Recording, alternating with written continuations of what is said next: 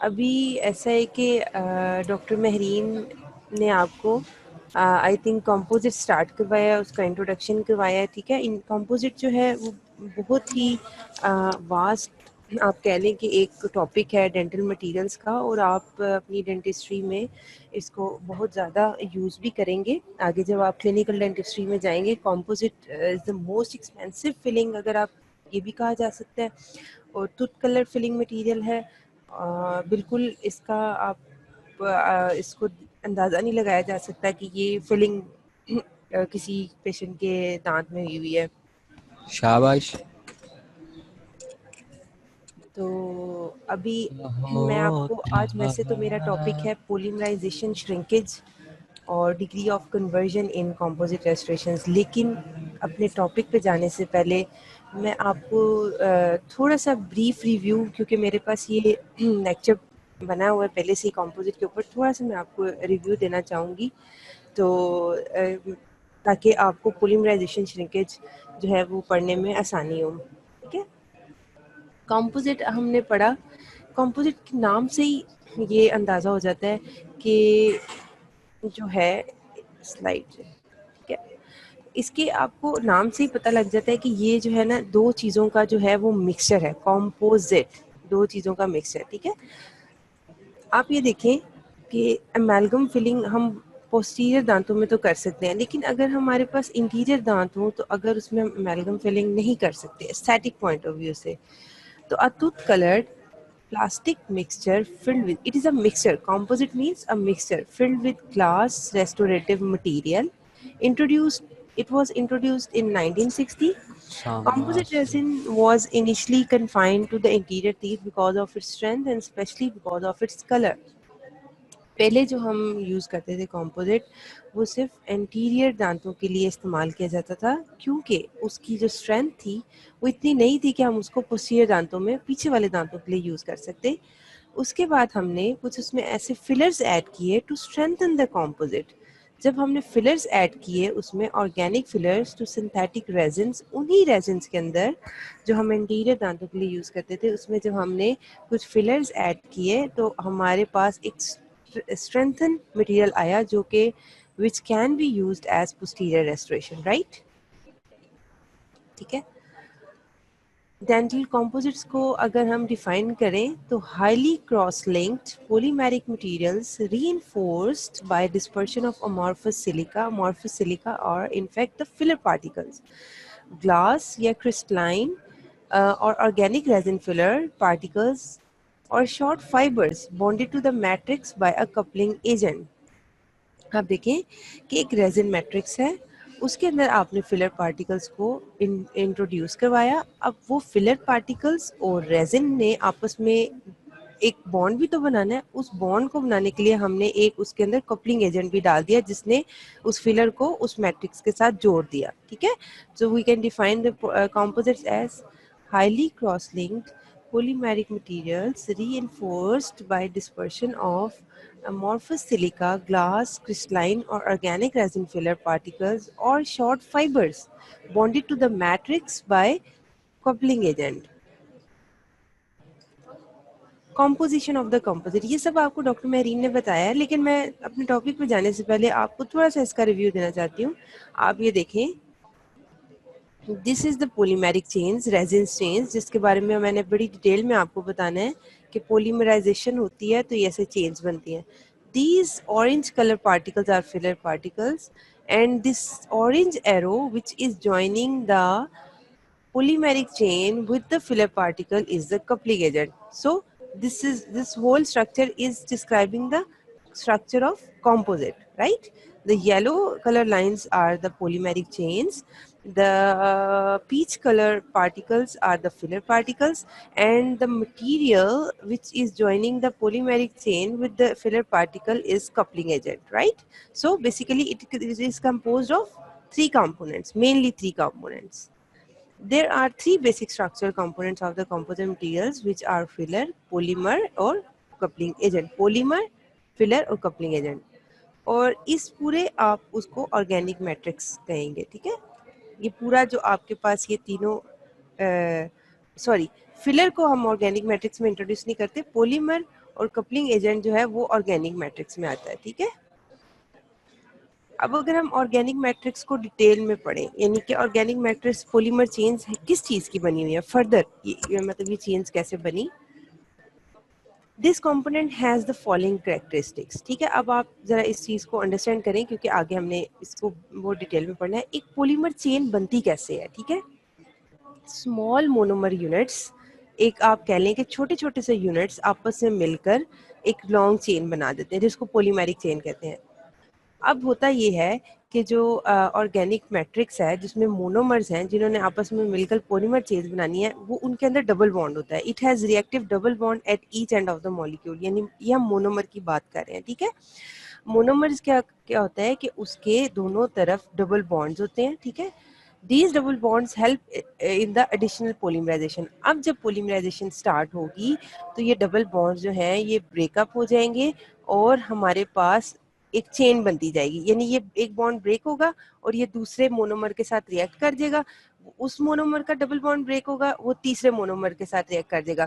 So the chain goes on, और वो जो मोनोमर्स शुरू में थे वो चेन फॉर्म में आ गए और हमारे पास पोलीमराइज्ड फॉर्म आ गई उसकी, राइट। मतलब फ्रॉम स्मॉल यूनिट्स जब वो चेन में चेंज हो जाएगा, जब वो पोलीमराइज हो जाएगा, तो इस सेक्शन को कहते हैं पोलीमराइजेशन। तो organic matrix mainly composed of monomers which has reactive double bond at each end of the molecule. These double bonds help in the additional polymerization.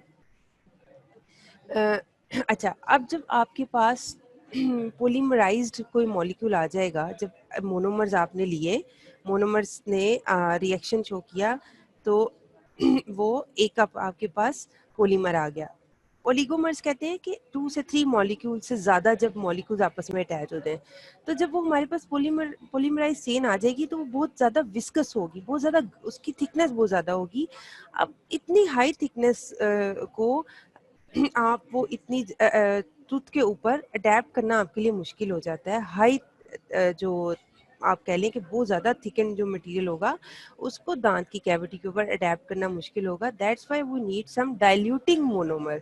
हम ओरिजिनल मोनोमर्स के साथ कुछ डाइल्यूटिंग मोनोमर डालते हैं ताकि उसकी विस्कोसिटी इतनी रहे कि हम आसानी से उसको दांत के ऊपर अडेप्ट कर सकें, राइट।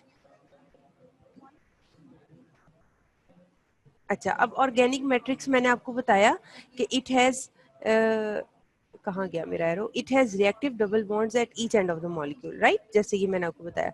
अब नेक्स्ट स्लाइड में हम उसका थोड़ा सा स्ट्रक्चर देखेंगे। मेन जो आपने इस चीज़ को याद कर लें, बिस जीएम में मेन जो आपने कंपोनेंट पढ़ना है, the most commonly used resin, जितने भी कंपोजिट में हम रेजिन यूज़ करते हैं उसमें जो बहुत ज़्यादा यूज होता है वो बिस जीएम है, बिस्फेनॉल डाइग्लाइसिडाइल डाइमेथाइक्रेलेट, ठीक है। It is the structure of the बिस GM, very high viscosity and long diagonal chain that minimizes polymerization contraction। अभी मैं polymerization की तरफ आऊंगी। इसकी viscosity बहुत ज़्यादा होती है और मैंने जैसे पहले बात की कि viscosity जब बहुत ज़्यादा होगी तो उसको थोड़ा सा dilute करने के लिए हम उसमें diluting monomer, एक तो main monomer हो गया which is BIS-GM में, right, एक तो ये monomer हो गया, दूसरा monomer हम इसे डालेंगे to dilute the viscosity of that resin, ठीक।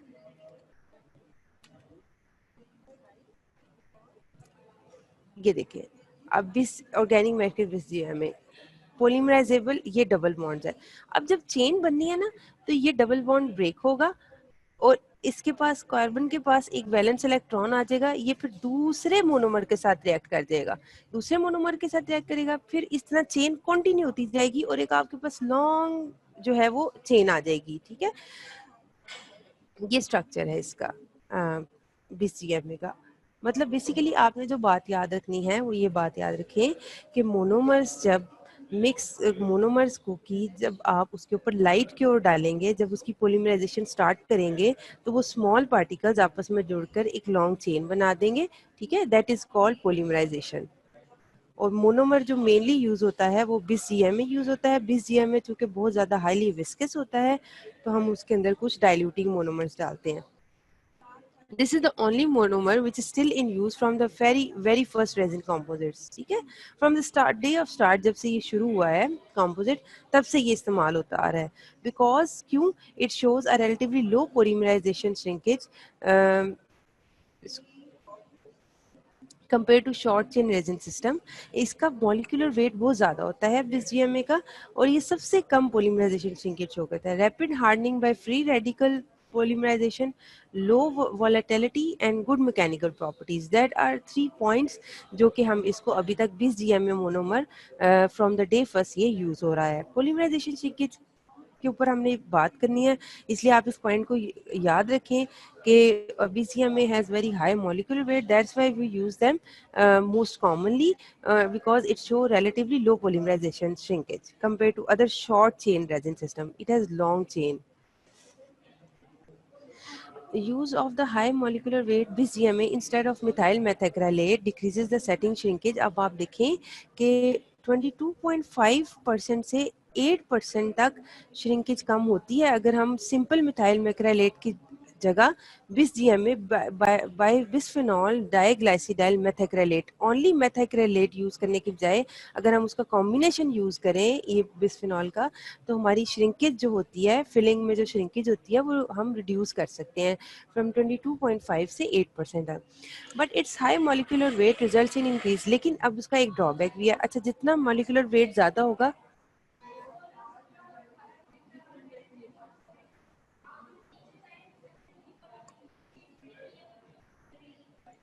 ठीक है, होता ये है कि जितना मॉलिक्यूलर वेट ज़्यादा होगा, हमने पढ़ा कि उतनी polymerization shrinkage of the filling कम होगी, जो कि एक अच्छा फैक्टर है।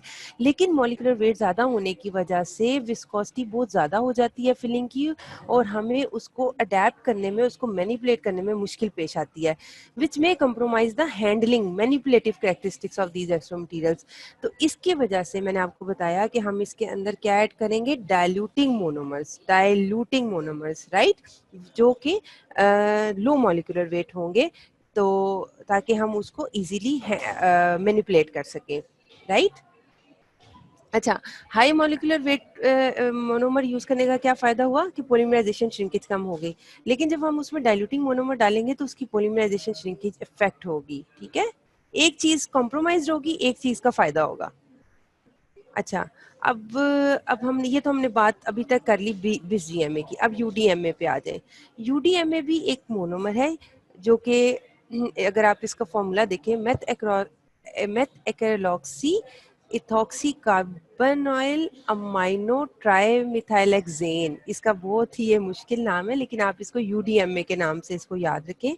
Is a low viscosity dimethacrylate resin, इसकी viscosity as compare to BIS-GMA low होगी। डाइमेथाक्रेल ये भी रेजिन यूज होता है, ठीक है, कंपोजिट्स में मोस्ट कॉमनली BIS-GMA यूज होता है, लेकिन इसको भी यूज किया जाता है UDMA को।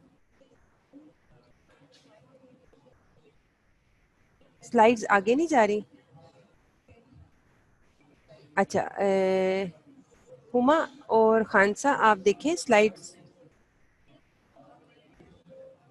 अभी देखें, अभी जा रही है आगे।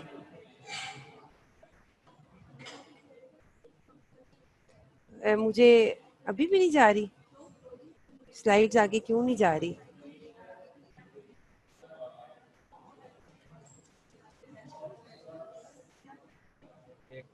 एट पे ही है कब से, कह रहे हैं 8 स्लाइड पे ही है कब। अब हो जाएगा, ठीक है। हम कहाँ पे थे? अच्छा, 8 से आगे नहीं गई, अब अभी कब से, अब 13। अच्छा, अब आप 8 से आगे देखें। 8 से आपने मुझे पहले बताना था ना। मैंने आपको BIS-GMA में भी इतना ज़्यादा बता दिया। BIS-GMA में मैंने आपको बताया this is the only monomer which is still in use from the very first resin composites. क्यों मैंने आपको बताया, because it show relatively BIS-GMA जो है उसका मॉलिक्यूलर वेट ज़्यादा है, जिसकी वजह से इसकी पोलीमराइजेशन श्रिंकेज बहुत कम होती है, रैपिड हार्डनिंग होती है, इसमें low volatility and good mechanical properties हैं, जिसकी वजह से अभी तक यूज हो रहा है, राइट। अभी आपको, अब ये हम 10th स्लाइड पे आ गए, अभी आपको शो हो रही है 10th स्लाइड। ऑर्गेनिक मैट्रिक्स पे यस मैम, ठीक हो गया। अच्छा, अब हमने पढ़ा कि use of high molecular wait BIS-GMA instead of methyl, अगर हम मिथाइल मेथाक्रेलेट की जगह सिर्फ, अभी तक नहीं हो रही शान से, मैं अभी स्लाइड नंबर 10 पे हूँ, ठीक है।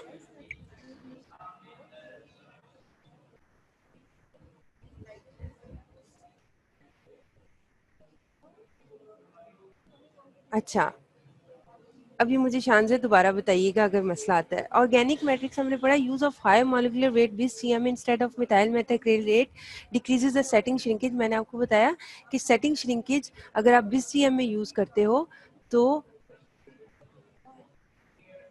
9 हो रही है शान से फरहान।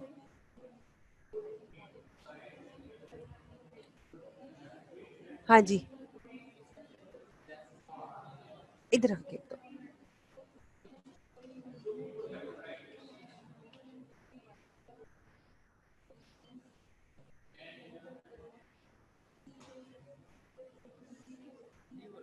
वो एक स्टूडेंट ने अभी कहा है कि 9 ही शो हो रही है अभी तक।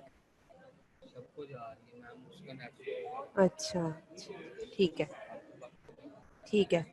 अच्छा, हम आगे ऑर्गेनिक मैट्रिक्स बीसीएम में हमने बात कर ली कि उसका मॉलिक्यूलर वेट ज़्यादा होता है और उसमें पॉलीमराइजेशन श्रिंकेज कम होती है। मॉलिक्यूलर वेट ज़्यादा होने की वजह से उसकी विस्कोसिटी बहुत ज़्यादा हो जाती है। उसको विस्कोसिटी को मैनिपुलेटिव बनाने के लिए हम उसमें कुछ डाइल्यूटिंग मोनोमर्स डालते हैं, राइट। एक और हम मोनोमर की तरफ आए कि यूडीएम में भी यूज़ होता है। It is comparatively low viscosity as compare to BCM में dimethacrylate resin, right, which facilitates higher filler loading and extensive curing. UDMA is a component of many composites, either in combination with other monomers or as a sole oligomer. However, its shorter molecular length results in increased shrinkage and brittleness.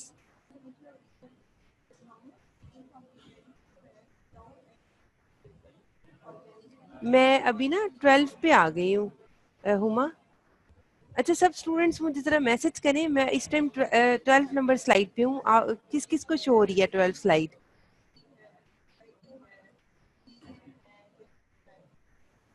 अच्छा तहरीम, आप लोगों के अपने net में भी मसला आ सकता है। अ, ठीक है, अब मैं 12th स्लाइड पे हूँ, राइट। उसमें मैंने आपको बताया कि ठीक है, ठीक है, आप लोग के ना अपने नेट में भी थोड़ा सा मसला आ रहा है। अब यूडीएमए में मैंने आपको बताया यूडीएमए भी एक मोनोमर है, ठीक है, जो हम बीजीएमए के साथ भी यूज करते हैं और वो कह रहे हैं कि एज ए सोल ओलिगोमर के खाली अकेला इसको भी आप इस्तेमाल कर सकते हैं। इसका फ़ायदा क्या है कि ये जो है इसका मॉलिक्यूलर वेट कम है और इसके अंदर आप फिलर की लोडिंग ज़्यादा कर सकते हो, इसकी विस्कोसिटी कम है। लेकिन अगर विस्कोसिटी कम हो गई, मॉलिक्यूलर वेट कम हो गया, तो हमारी क्या चीज़ कॉम्प्रोमाइज़ होगी? Polymerization shrinkage. पॉलीमराइजेशन श्रिंकेज ज़्यादा होगी और ब्रिटलनेस भी ज़्यादा होगी इस मोनोमर के साथ, ठीक है। अच्छा, organic to make composite clinically acceptable diluent are added to the resin matrix in order to reduce the अच्छा, अब diluting monomer हम क्यों डालेंगे? To reduce the viscosity और more filler incorporation। देखिए, जितना ज़्यादा किसी चीज़ में आप फिलर इनकॉर्पोरेट करेंगे उतना ज़्यादा वो चीज़ स्ट्रांग होगी। लेकिन फिलर बहुत ज़्यादा डालने से क्या होगा? आप किसी चीज़ में, किसी पानी में बहुत ज़्यादा आप वो फिलर पार्टिकल्स डाल दें, उसके अंदर बहुत ज़्यादा कोई चीज़, तो उसकी विस्कोसिटी वो बहुत गाढ़ा हो जाएगा और उसको हैंडल करना मुश्किल हो जाएगा। तो हम डाइल्यूटेंट इसलिए डालते से हैं कि हम उसकी विस्कोसिटी को कम कर सकें, उसमें हम मोर फिलर पार्टिकल्स डाल सकें, more cross linking between chains, thereby increasing the resistance of the matrix to solvents. Commonly used, अच्छा, अब डाइल्यूटेंट कौन-कौन से होते हैं? उसमें टेक डीएमए है जो मोस्ट कॉमनली यूज होगा और इसमें हम बात भी करेंगे। मिथाइल मेथाक्रेलेट डाइल्यूटेंट मोनोमर है, इथाइलिन ग्लाइकोल डाइमेथाक्रेलेट है। ये तीनों के नाम आपको आने चाहिए क्योंकि ये आ सकते हैं आपके एग्जाम में कि विच type of diluent are used in organic matrix of composite resins.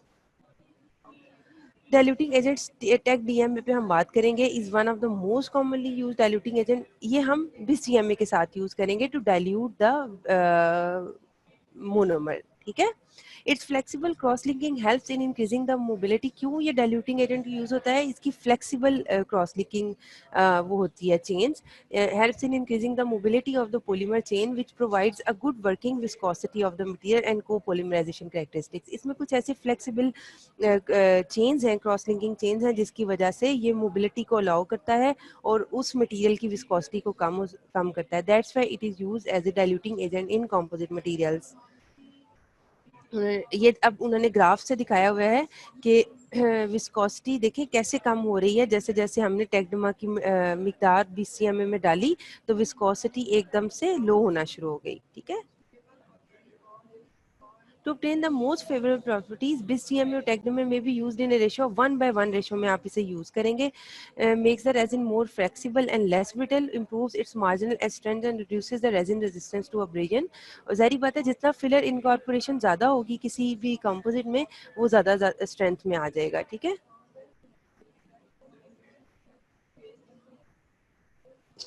अब ये कंपैरिजन किया हुआ है टेक्डमा, यूडीएम में और बीसीएम में. ठीक है. चले, ये मैंने आपको ये आई होप कि ये आपने पहले ये सारा थोड़ा सा इंट्रोडक्शन पढ़ा हुआ था इसका. अब मैं जाऊंगी अपनी मेन जो हमारा टॉपिक है उसकी तरफ. ये आपको बताना ज़रूरी था before starting the polymerization shrinkage. ठीक है. अच्छा, अब होता क्या है, देखें आपने एक पेशेंट के जो है कंपोजिट फिलिंग की, तो उसके ड्रॉबैक्स क्या होंगे. वैसे तो पेशेंट इज़ वेरी हैप्पी कि जी टूथ कलर मटेरियल हो गया और ही इज़ वेरी हैप्पी. होता क्या है कि विद पैसेज ऑफ टाइम जब ये जो पॉलीमराइजेशन होती है इसकी कंपोजिट की, तो ये थोड़ा सा श्रिंक कर जाता है. ये इसका सबसे बड़ा ड्रॉबैक है. अमेलगम फिलिंग जो हमने अभी तक पढ़ी, अगर आपको याद हो, जब हमने अमेलगम फिलिंग पढ़ी थी तो हमने पढ़ा था कि जब हम उसको कैविटी में इंसर्ट करते हैं तो जब वो सेट होता है तो वो एक्सपैंड करता है. एक्सपेंशन इज गुड कि उसका टाइट कॉन्टैक्ट होगा दांत के साथ. लेकिन जब कोई चीज़ हमने पेशेंट की कैविटी में डाल दी और अगर वो श्रिंक कर गई तो क्या हुआ, उसके दरमियान गैप आ गया. अगर आपको मैं ये डायग्राम दिखाऊं, ये मैंने कंपोजिट फिलिंग की पेशेंट के मुंह में, तो जब वो पॉलीमराइजेशन हो गई और श्रिंकेज हो गई तो this gap is created between the tooth and restoration, which is not good for the health of a tooth or health of a tissue. ठीक है. तो इस पे आज हम बात करेंगे. तो पॉलीमराइजेशन, लेकिन अभी अगर आप देखें, अगर आपसे कोई पूछे कि पॉलीमराइजेशन श्रिंकेज है क्या, polymerization shrinkage arises as the monomer is converted to polymer. जैसे मोनोमर पॉलीमर में कन्वर्ट होना शुरू करेगा, जैसे वो चेन बनाना शुरू करेगा, तो उसके नतीजे में जो श्रिंकेज होगी that is called polymerization shrinkage. And the free space it occupies reduces 20% less than that among unreacted monomers. Unreacted monomers जब थे, जो उन्होंने वॉल्यूम जो उन्होंने ऑक्यूपाई किया हुआ था उससे 20% उसका कम हो जाएगा, जिसकी वजह से एक स्पेस क्रिएट हो जाएगी. ठीक है. अच्छा, अब ये होता क्यों है पॉलीमराइजेशन श्रिंकेज. श्रिंकेज दो फैक्टर्स की वजह से हो सकती है. The van der Waals volume. The van der Waals volume is the volume of molecule itself derived from the atoms and bond. The reduction in the van der Waals volume is due to conversion of double bond to single bond. होता क्या है, मैंने आपको बताया था कि जब monomer polymer में चेंज होगा तो जो डबल बॉन्ड्स थे वो क्या होंगे, वो ब्रेकअप हो जाएंगे. तो डबल बॉन्ड्स का जो था ना गैप, वो ज़्यादा था, वो था 0.3 से 0.4 नैनोमीटर.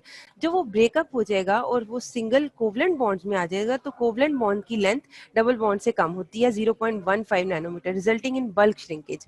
यानी जैसे जैसे डबल बॉन्ड सिंगल बॉन्ड में चेंज होते जाएंगे तो वो आपस में और करीब होते जाएंगे, और करीब होते जाएंगे तो क्या होगा, ओवरऑल उस चीज़ का वॉल्यूम, उस जो मटेरियल का वॉल्यूम क्या होगा, वो कम हो जाएगा. और दूसरा हम अगर पॉइंट देखें तो आप देखिए जो चीज़ फ्रीली मूव कर रही है, मोनोमर थे वो आज़ाद थे, वो किसी चेन में नहीं थे, तो वो एक जगह से दूसरी जगह आराम से मूव कर रहे हैं. लेकिन जब वो एक चेन में आ जाएंगे, वो एक दूसरे के साथ जुड़ जाएंगे, तो फिर उनकी मूवमेंट रिस्ट्रिक्ट हो जाएगी, उसकी वजह से भी उसका वॉल्यूम कम होगा. तो फ्री वॉल्यूम की हम बात करें, it is due to the random rotation and thermal movement of the monomer और polymer when monomers are converted to polymers. Reduction of the free volume occurs because the rotation of the polymer chain is more restricted than in unpolymerized monomer. आप देखिए, एक simple सी बात है कि एक चीज chain में है उसका मूव करना मुश्किल होगा कि एक चीज जो सिंगल सिंगल फॉर्म में है उसका मूव करना. तो जब वो जितना कम मूव करेगा उतनी वो स्पेस कम ऑक्यूपाई करेगा, तो जिसकी वजह से वो श्रिंकेज हो जाएगी. So polymerization shrinkage can be occurs due to the van der Waals volume, जो कि itself जो उसका वॉल्यूम था, डबल बॉन्ड्स ब्रेकअप हुए और सिंगल बॉन्ड्स में चले गए, उसकी वजह से श्रिंकेज हुई, और एक जो फ्री वॉल्यूम था. यहाँ तक आपको बात समझ आई कि पॉलीमराइजेशन श्रिंकेज हुई और किस तरह हुई और क्यों हुई. फिर मैं आगे लेके चलती हूँ उसको.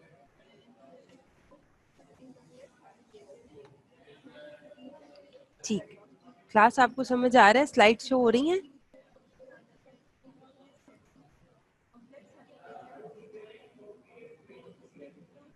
ठीक है, यहाँ तक आपको समझ आया कि जब भी आपसे कोई पूछे कि सबसे मेजर ड्रॉबैक क्या है, कंपोजिट फिलिंग आपने इंसर्ट की पेशेंट के मुंह में, तो पॉलीमराइजेशन श्रिंकेज होगी, यानी कि जब वो सॉफ्ट फॉर्म से रिजिड फॉर्म में, देखिए जब आप पेशेंट के मुंह में डालते हैं तो उस टाइम वो सॉफ्ट होता है कंपोजिट, फिर आप जब उसके ऊपर लाइट सोर्स डालेंगे तो वो हार्डन होना शुरू हो जाएगा, पॉलीमराइज होना शुरू हो जाएगा। पॉलीमराइज होने से वो श्रिंक होगा और वो दांत से जो है उसका गैप आ जाएगा, और वो गैप बाद में बहुत ज़्यादा फिलिंग के फेलर का बाइस बनता है, क्योंकि उसके अंदर बैक्टीरिया की ग्रोथ हो जाती है, उसमें माइक्रो लीकेज हो जाती है, जिसकी वजह से वो फिलिंग निकल जाती है ऑटोमेटिकली। ठीक है, हमने आगे इसके ways of reducing polymerization shrinkage भी पढ़ेंगे। ठीक है, इफेक्ट, अब देखिए इफेक्ट क्या हुआ। Composite filling materials show volumetric shrinkage as a direct function of the amount and type of oligomers and monomers. अच्छा, ये भी डिपेंड करता है कि आपने कौन सा मोनोमर यूज किया। हमने पढ़ा था कि कुछ मोनोमर ज्यादा पॉलीमराइजेशन श्रिंकेज शो करते हैं और कुछ कम। ठीक है, तो ये डिपेंड करती है वॉल्यूमेट्रिक श्रिंकेज किसके ऊपर, कि किस टाइप का आपने मोनोमर यूज किया। This shrinkage creates polymerization stresses at the tooth filling interface and will result into micro leakage and failure of the restoration. जैसे मैंने आपको पहले बताया कि ये पॉलीमराइजेशन श्रिंकेज जब होगी ना, तो यहाँ पे ये जो इंटरफेस है ना, यहाँ पे स्ट्रेसेस डेवलप हो जाएंगे, खिंचाव तनाव सा आएगा। फिलिंग कोशिश करेगी कि मैं टूथ कैविटी से दूर हो जाऊं। ठीक है, और उसके दूर होने की वजह से एक तनाव, एक स्ट्रेस डेवलप हो जाएगा, और वो bond, it results into the failure of the bond between the filling and the tooth. और अगर बॉन्ड ही खत्म हो गया फिलिंग और टूथ का, तो वो फिलिंग ऑटोमेटिकली फेल हो जाएगी आपकी। ठीक है, और ये पॉलीमराइजेशन श्रिंकेज होती का है, mostly scene eight the interface. Interface होता है कि जहाँ पे फिलिंग और टूथ का आपस में एक दूसरे के साथ वो है, उस जहाँ से वो जोड़ है उनका, contacting with the rigid semi-surface to which is it to be bonded. Thus, if the adhesive bond between the developing polymer and the tooth surface cannot resist the tensile forces produced due to inherent shrinkage, then the bond will fail with the separation of the material from the cavity wall. अच्छा, अब very simple, अगर आपका adhesive bond जो आपको पता है कि composite को दांत पे लगाने से पहले हम एक एडहेसिव मटेरियल लगाते हैं, एक आप कह लें एक गम मटेरियल लगाते हैं to join the filling with the tooth. और अगर वो एडहेसिव बॉन्ड इतना वीक है कि वो उस जो पॉलीमराइजेशन श्रिंकेज फोर्सेस को ओवरकम नहीं कर पाएगा, तो वो टूट जाएगा, तो फिर क्या होगा कि वो फिलिंग ऑटोमेटिकली आपके दांत से निकल जाएगी। ठीक है, तो दस if the adhesive bond between the developing can not resist the tensile forces, कि वो बर्दाश्त नहीं, वो इतनी ज़्यादा फोर्सेज हैं कि वो उसको बर्दाश्त नहीं कर पाया, तो वो फिलिंग फेल हो जाएगी। लिहाजा इट इज़ वेरी इंपॉर्टेंट कि आपका एडहेसिव भी कोई बहुत ज़्यादा स्ट्रॉन्ग हो, जो कि इस टेंसाइल फोर्स को ओवरकम कर सके। आप ये देखें, ये आपने कंपोजिट फिलिंग की दांत के अंदर। ठीक है, ये कंपोजिट फिलिंग की। अब जब पॉलीमराइजेशन, ये एरोस शो कर रहे हैं कि पॉलीमराइजेशन श्रिंकेज हो रही है सेंटर की तरफ, तो अगर आपका एडहेसिव बॉन्ड बहुत ज्यादा स्ट्रांग है तो वो श्रिंकेज को होने ही नहीं देगा, वो पकड़ लेगा कंपोजिट को, तो वो उसका बॉन्ड उसके साथ डेवलप रहेगा। लेकिन अगर वो नहीं कर पाता और वो टूट जाता है, तो वो आपकी फिलिंग वहां से निकल जाएगी। In relatively large class 2 cavity, stress placed on tooth substance particularly on the residual cusp of. और देखिए, ये फिलिंग जब श्रिंक करेगी ना, तो ये जो कस्प है इसके ऊपर स्ट्रेस डेवलप होगा, एक तनाव, एक खिंचाव होगा। ठीक है, pulling in curves to which it may and is thought to be responsible for some cases of post operative pain. और कई दफा ऐसा होता है कि आप पेशेंट फिलिंग करवा के जाता है, तो ये इतनी ज्यादा स्ट्रेसेस डेवलप हो जाते हैं कि पेशेंट जो है वो पेन की कंप्लेन के साथ आता है कि मुझे पेन है दांत में after filling, right. Polymerization shrinkage मैंने आपको पहले बताया कि डिपेंड्स अपॉन कि which type of monomer you are using.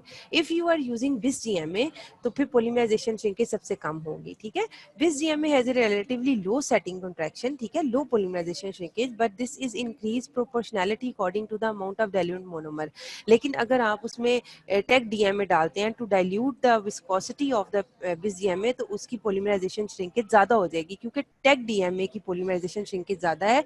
तो बिस डीएमए में जितना आप टेक डीएमए डालेंगे, देखिए टेक डीएमए डालने का एक तरफ फायदा हो रहा है, एक तरफ नुकसान हो रहा है। फायदा क्या हो रहा है कि वो डाइल्यूट कर रहा है बिस डीएमए को, नुकसान क्या कर रहा है कि बिस डीएमए में पॉलीमराइजेशन श्रिंकेज कम थी, लेकिन टेक डीएमए डालने की वजह से पॉलीमराइजेशन श्रिंकेज ज्यादा हो गई। ठीक है। हाई मॉलिक्यूलर वेट हमने यूडीएमए के बारे में पढ़ा, which are often fluid enough to be used without dilute may give a lower value of contraction. UDMA में भी वो कह रहे हैं कि जिसमें हमें डाइल्यूट डालने की जरूरत नहीं होती, वो इटसेल्फ उसकी विस्कोसिटी कम होती है, उसकी भी पॉलीमराइजेशन श्रिंकेज कम होती है। ठीक है, हमने दो तरह के मोनोमर्स पढ़े ना, बीसीएमए और यूडीएमए। बीसीएमए की भी कम है, यूडीएमए की भी कम है।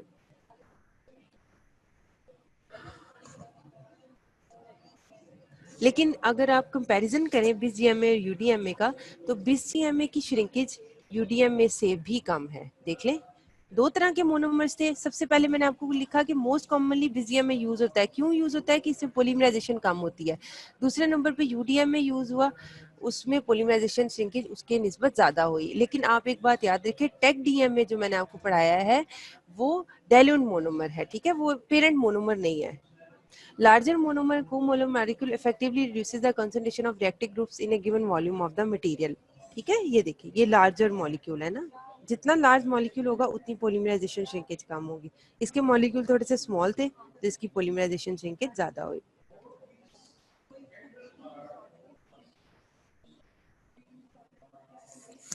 अच्छा, अभी आप देखें, अब आप ना जब आगे पढ़ेंगे ना, तो आप आजकल ना नए कंपोजिट इंट्रोड्यूस हो रहे हैं जिसमें साइलोरेन्स है। ठीक है, oxirane, silorane, newly developed resins जो कि अभी आजकल में डेवलप हो रहे हैं। Newly developed resins based upon oxirane, silorane और similar derivatives which undergo addition polymerization through ring opening of an oxyrene ring creates a slight volume expansion। अच्छा, आप देखिए अब ना रिंग स्ट्रक्चर में आ रहे हैं कंपोजिट। पहले तो हमने वो चेन्स फॉर्म में पढ़ा ना, जब ये रिंग्स खुलेंगे टू मेक द बॉन्ड, जब वो पॉलीमर चेन बनाएंगे तो रिंग्स खुलने की वजह से वॉल्यूमेट्रिक एक्सपेंशन होगी, तो जिसकी वजह से क्या होगी, जो सेटिंग कॉन्ट्रैक्शन है वो ओवरकम हो सकेगी। तो लिहाजा जो न्यूली डेवलप्ड साइलोरेन्स आ रहे हैं, न्यूली डेवलप्ड कंपोजिट है, उनमें पॉलीमराइजेशन श्रिंकेज कम है, वॉल्यूमेट्रिक श्रिंकेज कम है।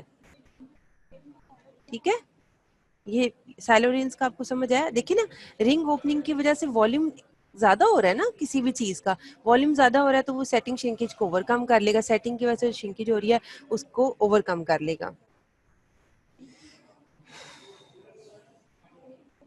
यहाँ तक क्लास आपको समझ आ रहा है?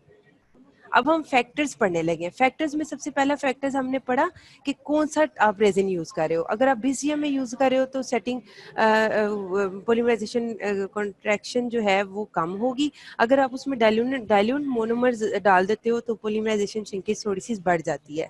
दूसरा फैक्टर क्या है? दूसरा फैक्टर यह है फिलर पार्टिकल्स। देखें, अब आपने अगर जितने ज्यादा फिलर पार्टिकल्स डालोगे उतनी श्रिंकेज कम होगी। देखिए ना, आप किसी चीज में मोनोमर की तादाद को कम कर देंगे तो पॉलीमराइजेशन श्रिंकेज हो किस लिए रही है? मोनोमर्स के पॉलीमर में कन्वर्ट होने की वजह से। तो अगर किसी चीज में आप मोनोमर की जगह फिलर पार्टिकल ज्यादा कर दोगे तो ऑटोमेटिकली श्रिंकेज कम होगी। जितना मोनोमर जो जिसकी वजह से श्रिंकेज हो रही है वो कंपोनेंट ही आप कम कर दोगे तो श्रिंकेज कम हो जाएगी। तो फिलर पार्टिकल्स की रेशो अगर मोनोमर से ज्यादा आप कर दो तो filler particles do not take part in the setting reaction, do not take part in polymerization, so increase in filler content, less shrinkage, but very high। लेकिन इसका नुकसान भी है, कहीं जहाँ पे एक चीज फायदा दे रही है वहाँ उसका नुकसान भी है।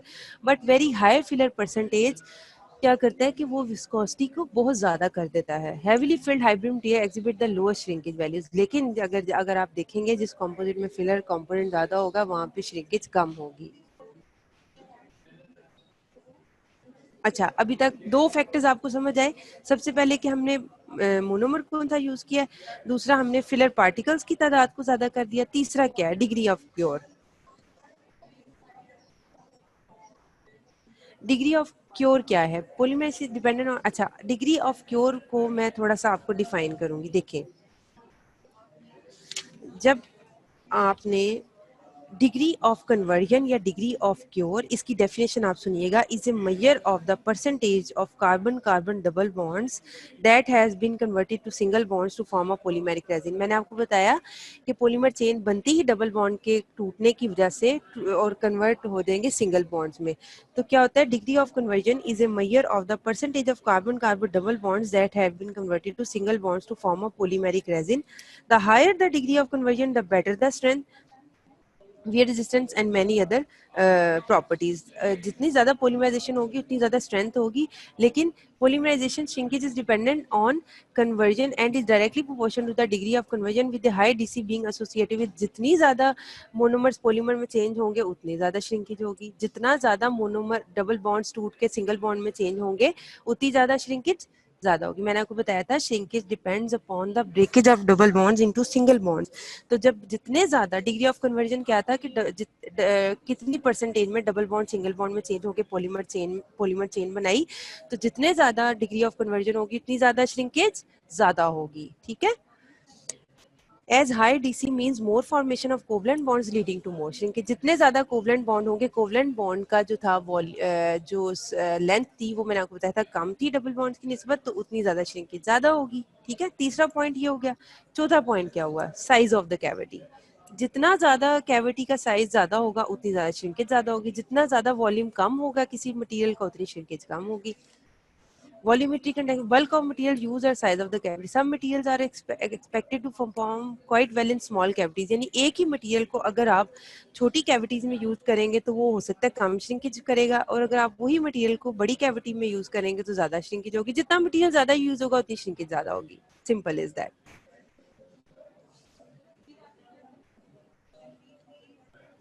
4 पॉइंट्स हो गए. 5वां पॉइंट क्या हुआ? Mode of curing also affect the. अच्छा, अब क्योरिंग आप किस तरह कर रहे हो? आप केमिकली क्योर्ड, आपको डॉक्टर महरीन ने बताया होगा कि हम दो तरह से क्योरिंग करते हैं. एक होती है केमिकल क्योर और एक होता है लाइट क्योर. ठीक है. Chemical curing. अच्छा, इस पे जाने से पहले क्लास मैं चाहूंगी कि अभी तक हमने जो जितना भी पढ़ा है आप उसमें से पहले मुझसे क्वेश्चन करें. अगर कोई स्लाइड नहीं समझ आई तो मैं उसको रिपीट करूं आगे जाने से पहले. अभी आगे थोड़ा सा और मैंने आपको बस पढ़ाना है. पीछे से आप मुझे बताएं. I am waiting for your response कि आपको अभी तक जो बताया है उसमें कोई पॉइंट नहीं समझ आया तो प्लीज आस्क, फिर मैं आगे मूव करूं.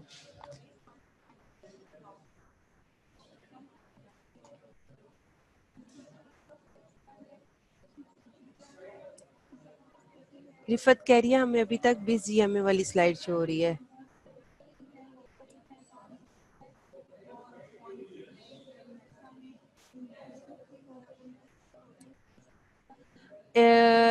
देखिए इकरा को 10 स्लाइड शो हो रही है अभी तक. बाकी क्लास को स्लाइड नंबर कौन सी अभी तक शो हो रही है?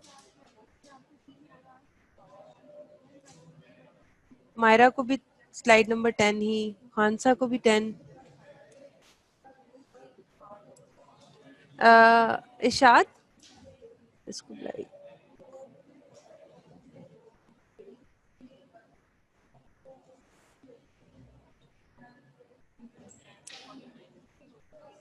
स्लाइड नंबर 10 पे मैं इतना आगे चली गई हूँ. अभी मैंने चैट चेक किया तो स्लाइड नंबर 10 पे ही है अभी भी.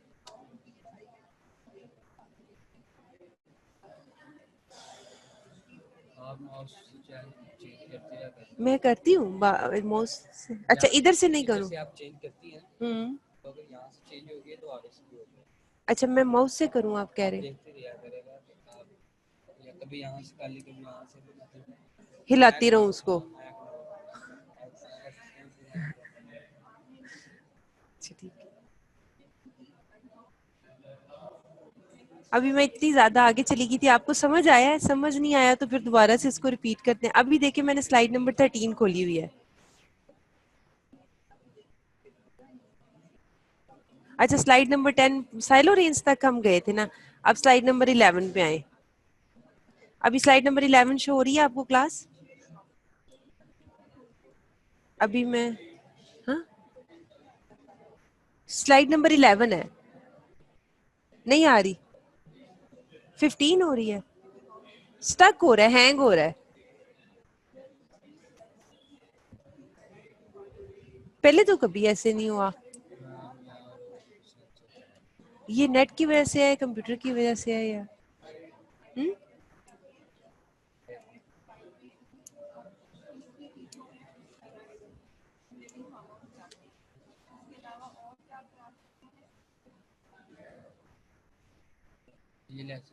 हाँ जी,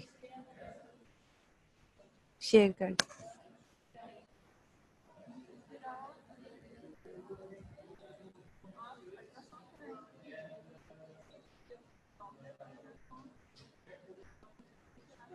हो गया? आप चेक रखे ना इरशाद, आप देखते जाओ।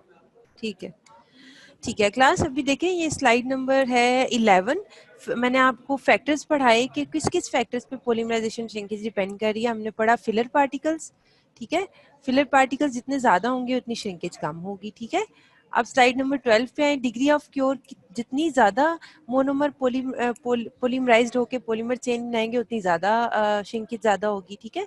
डिग्री ऑफ क्योर का था percentage of conversion of monomers double bond into single bonds, that is polymeric chain, ठीक है। अभी मैं स्लाइड नंबर 12 पे हूँ, राइट। अब स्लाइड नंबर 13 नजर आ रही है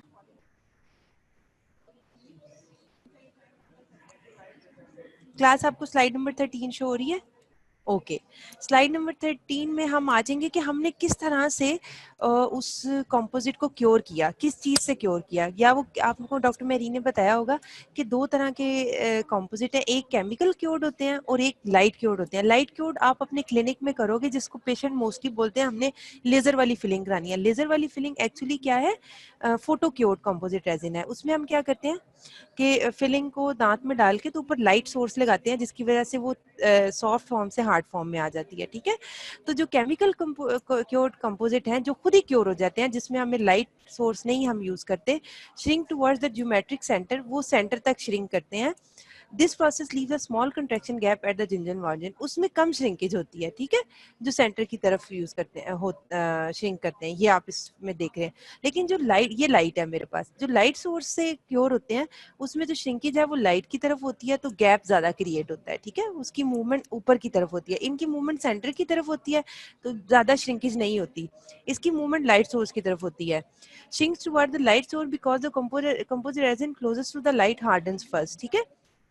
जो लाइट के करीब, ये तो देखे ना, केमिकल क्योर तो ओवरऑल सारा हर जगह से क्योर हो रहा है, लेकिन जो कंपोजिट है ना वो जो लाइट की तरफ है ना, जो कंपोजिट वो सबसे पहले क्योर होता है, तो उसकी श्रिंकेज ज्यादा टुवर्ड्स लाइट सोर्स होगी, ठीक है।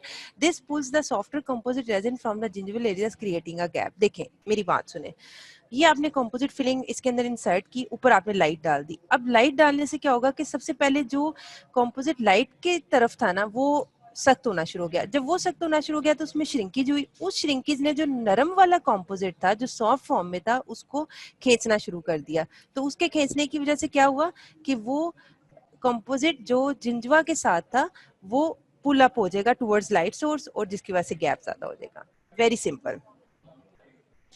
तो हम क्या कहेंगे, those composites which are cured chemically shows less shrinkage as compare to those which shows high shrinkage, ठीक है। उसका क्या होता है कि आपने बल्क मटेरियल डाला, बल्क मटेरियल डालने की वजह से जो कंपोजिट लाइट की तरफ था वो हार्डन हो गया और उसने पुल अप कर लिया सॉफ्ट वाले कंपोजिट को, जिसकी वजह से दांत और फिलिंग के दरमियान गैप क्रिएट हो गया, ठीक है। क्लास आपको स्लाइड नंबर 14 शो हो रही है। तीसरा फैक्टर सी फैक्टर है। सी फैक्टर क्या होता है कि the C factor is a term use for the ratio of the number of walls to the unbonded walls. अच्छा, मैं आपको सी फैक्टर बताती हूँ।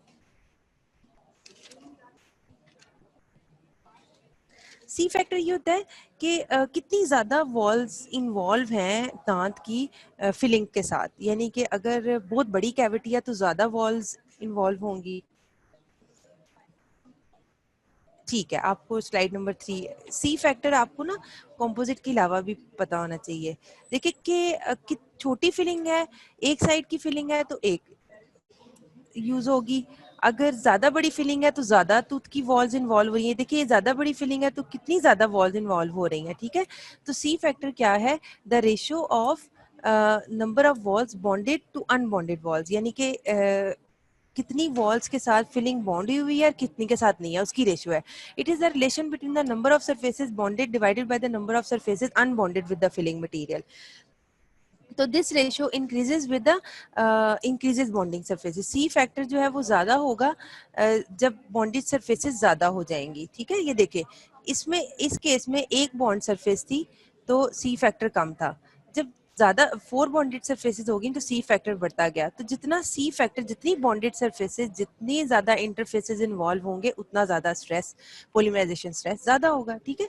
तो सी फैक्टर क्या है? The ratio of bonded surfaces to the unbonded surfaces. Bonded surfaces वो surfaces है दांत की जो फिलिंग के साथ जुड़ी हुई है, अनबॉन्डेड सरफेसेस जिनके साथ फिलिंग का कोई ताल्लुक नहीं। तो जितनी ज्यादा वॉल्स फिलिंग के साथ अटैच होंगी उतने ज्यादा सी फैक्टर ज्यादा होगा और उतना ज्यादा उसकी पॉलीमराइजेशन श्रिंकेज ज्यादा होगी, ठीक है। तो जो टेक्निक है पॉलीमराइजेशन श्रिंकेज को कम करने की, उसमें ये होता है कि हम ऐसे कैविटी को डिजाइन करें कि उसका सी फैक्टर कम हो, बहुत ज्यादा वॉल्स इन्वॉल्व ना हो, ठीक है। As the configuration factor goes up, as the C factor goes up, the effects of polymerization stress and strain become more significant. The C factor gives an indication of the potential for stress to develop. जितनी ज्यादा, देखें बड़ी simple सी बात है, इसको आप confuse ना करें, जितनी ज्यादा दांत की वॉल्स इन्वॉल्व होंगी फिलिंग के साथ, तो मैंने आपको बताया कि फिलिंग और वॉल का जो इंटरफेस है वहाँ पे स्ट्रेस डेवलप होता है। तो जितनी ज्यादा इंटरफेसेस होंगी उतना ज्यादा स्ट्रेस होगा, जितनी कम इंटरफेसेस होंगी, जितनी कम वॉल्स इन्वॉल्व होंगी उतना कम स्ट्रेस होगा। When there is small ratio of contact surface area to free surface area, flow occurs readily over the free area in order to minimize the stress at the interface, ठीक है।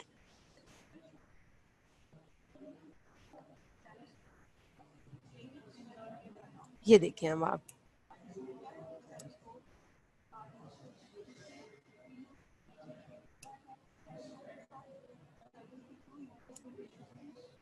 आपको यहाँ तक class समझ आया? थोड़ा सा हम इस पे बात कर लेते हैं सी फैक्टर तक।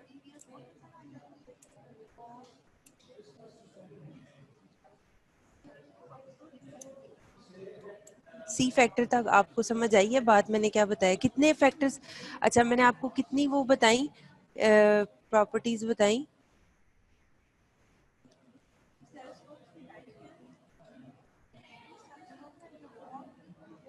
अच्छा, अब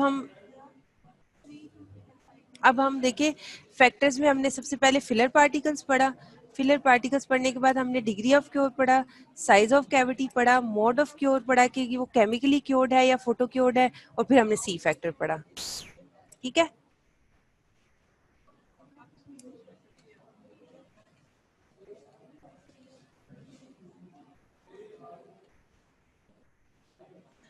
इशाद इनको अनम्यूट करें, अनम्यूट करें।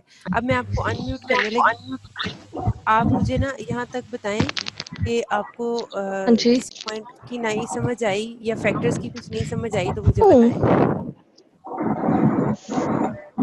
रमशा नदीम नाम से। मैंने तो क्लास किया था 2 मिनट पहले किया था 10 बजे से, चेक कर ले।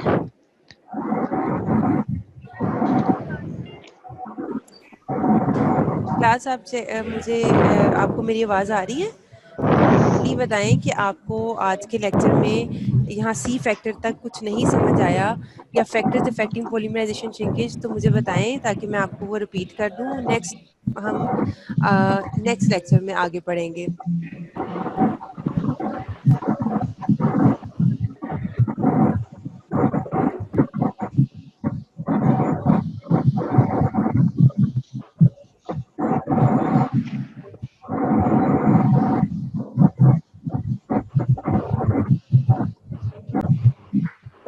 हेलो,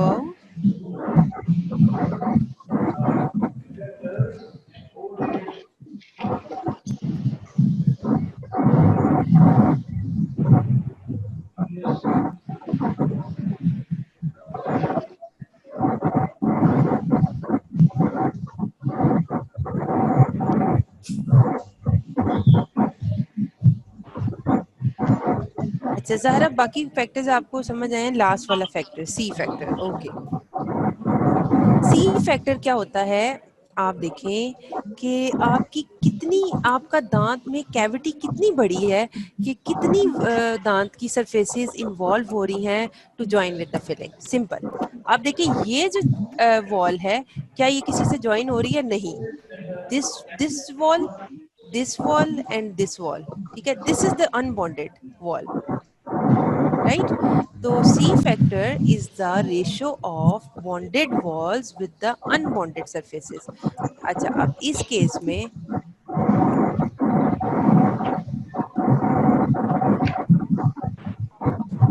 ये क्लास 6 कैविटी अगर आप देखें तो इसमें बॉन्डेड कितनी थी, एक थी, ये वाली कैविटी की बात कर रही हूँ, और अनबॉन्डेड 1 2 3 4 और उस तरफ 5, तो 5। तो जितनी बॉन्डेड सरफेसेस कम होंगी उतना स्ट्रेस कम होगा, जितनी बॉन्डेड सरफेसेस किसी फिलिंग की बढ़ती जाएंगी उतना स्ट्रेस ज्यादा होगा, राइट। उतनी पॉलीमराइजेशन श्रिंकेज ज्यादा होगी। सारा आपको समझ आया?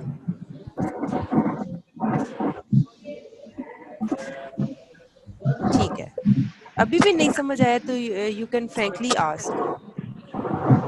पॉलीमराइजेशन श्रिंकेज का कोई बिस डीएमए, यूडीएमए में, टी टेक डीएमए में कुछ समझ ना आई हो बात। नेक्स्ट लेक्चर में मैं आपको बताऊंगी कि सी फैक्टर को थोड़ा सा और डिटेल में बताऊंगी। ये सब सी स्ट्रक्चर को, सी फैक्टर को थोड़ा डिटेल में बताया हुआ है। और अब देखें, आपने मुझसे ये क्वेश्चन नहीं किया कि मैम हम इस पॉलीमराइजेशन श्रिंकेज को कम करने के लिए क्या कर सकते हैं, ठीक है। order to overcome this problem different techniques are proposed which include, ठीक है, उसमें आ जाती है chemical cured composites in the base of the boxes, या तो आप फिर केमिकली क्योर्ड कंपोजिट्स डाल दें, या फिर ये है कि second technique is to cure the material in increments and it is believed that it will result the polymerization shrinkage toward rather than away from the cavity walls.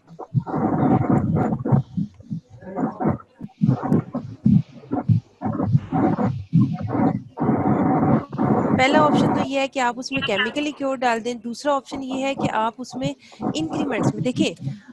ऐसा नहीं होता, आपको मैं बता दूं, जब आप क्लिनिक्स में जाओगे ना और कंपोजिट फिल करोगे, आपको आपके जो ट्रेनर होंगे वो आपको ये बताएंगे कि जी थोड़ा थोड़ा करके कंपोजिट डालें, उसको कहते हैं इंक्रीमेंटल बिल्डअप। ऐसा नहीं होगा कि आपने पूरी फिलिंग का वो एक बॉल सा पकड़ा और उसको पेशेंट की कैविटी में डाल दिया, नो। आप पहले थोड़ा सा लेते हो, उसको पेशेंट के मुंह में डालते हो, उसको क्योर करते हो, लाइट लगाते हो, फिर आप, तो इसीलिए कंपोजिट फिलिंग में टाइम ज्यादा लगता है। तो जब पहला पहला point to overcome polymerization shrinkage is to use the chemically cured composite in the base of the boxes, या फिर आप उसको छोटे छोटे इंक्रीमेंट्स में डालो। तब क्या होगा कि पॉलीमराइजेशन श्रिंकेज दांत से अवे होने की बजाय टुवर्ड्स कैविटी वॉल्स हो जाएगी, ठीक है, इंक्रीमेंटल क्योर की वजह से, ठीक है। During curing initially, the materials remain plastic. It will flow in association with contraction, whereas once a certain level of rigidity is achieved, the material undergoes a formal shrinkage process. ठीक है, ये incremental, ये देखिए, पहली पहली increment 1, increment 2 3 4 5, इस तरह करके आप पॉलीमराइजेशन श्रिंकेज को रिड्यूस कर देते हो, ठीक है।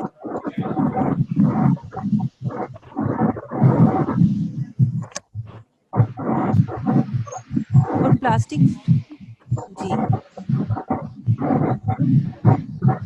ठीक है।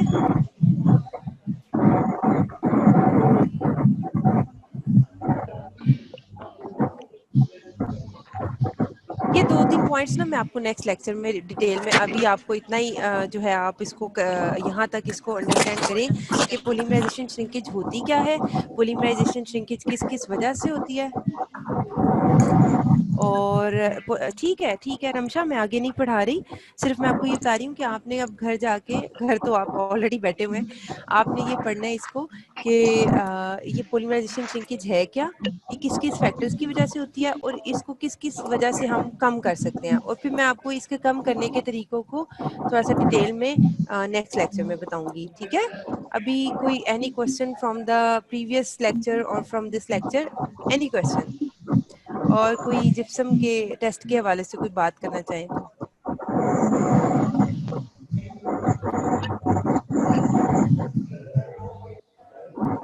हेलो,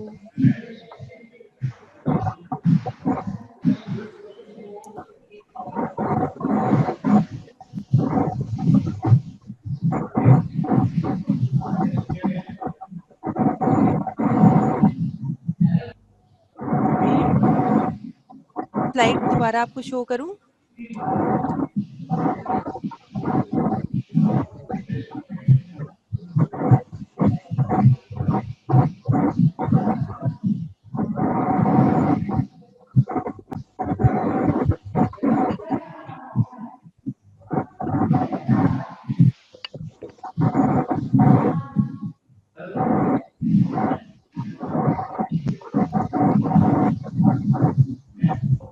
आपको मोनोमर्स का डिफरेंस समझ में आया? चले, मैंने आपको बताया कि और in order to overcome this problem different techniques are proposed, जिसमें हमने chemically cured composite in the base of the boxes को यूज कर ले, या आप इंक्रीमेंटल फिलिंग कर दें उसकी कंपोजिट की। इंक्रीमेंटल फिलिंग करने से उन्होंने बताया कि क्या होगा, if a given volume of material is cured in increments, then there are multiple opportunities for this plastic flow to occur.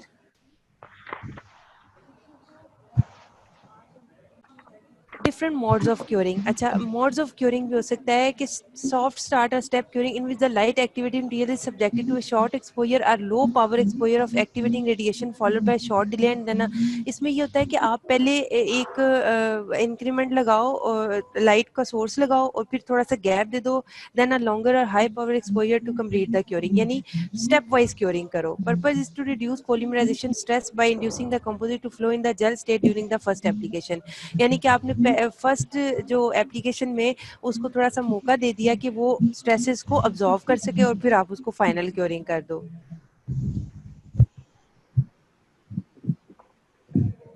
Ramp cure क्या कहते हैं कि light is initially applied at low intensity and then gradually increased over time to a high intensity. This allows the composite to cure slowly, thereby reducing initial stress because the composite can flow during polymerization.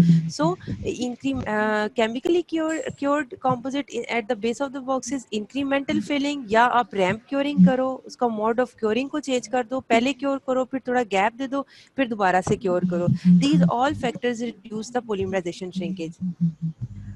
हाँ, एक और मैंने आपको बात बताई थी कि जितना फिलर कंटेंट ज्यादा होगा उतनी पोलिमराइजेशन श्रिंकेज कम होगी. तो by increasing the relative proportion of filler to resin reduction of polymerization shrinkage, but there is a practical limit. लेकिन मैंने आपको बताया था कि फिलर लोडिंग ज्यादा करने से विस्कोसिटी बहुत ज्यादा हो जाती है. However by incorporating a pre polymerized piece of composite into the residue can be used to achieve the same effect. ठीक है, तो फिलर्स को भी आप एक लिमिट तक उसको ऐड कर सकते हो, उससे ज़्यादा ऐड करोगे तो उसकी विस्कोसिटी बहुत ज़्यादा हो जाएगी, तो हमारे पास मैनिपुलेशन करना मुश्किल हो जाएगी कंपोजिट की.